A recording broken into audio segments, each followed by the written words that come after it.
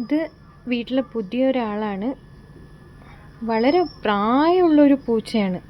വീട്ടിൽ ആളെന്നല്ല, ഇത് പുറത്ത് ഉള്ളതാണ്. ഇതിങ്ങനെ ഇടയ്ക്ക് ഫുഡ് അന്വേഷിച്ച് വരും. ഇപ്പം കുറച്ചായിട്ട് ഇവിടെ തന്നെയാണ്.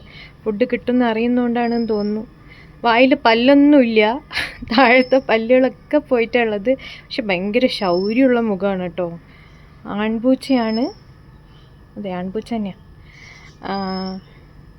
മുകളിൽ ഞാൻ പുറത്തെ വാതിൽ തുറന്നപ്പോഴേക്കും മുകളിൽ നിന്നുണ്ട് കരയുന്നു. അപ്പോൾ സൺഷെയ്ഡിൽ കിടന്ന് ഉറങ്ങായിരുന്നു മൂപ്പര്. അപ്പോൾ എനിക്ക് മനസ്സിലായി അതിന് വിശക്കുന്നുണ്ടെന്ന്.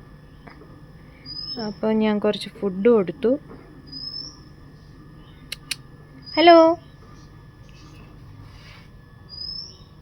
ഹായ്.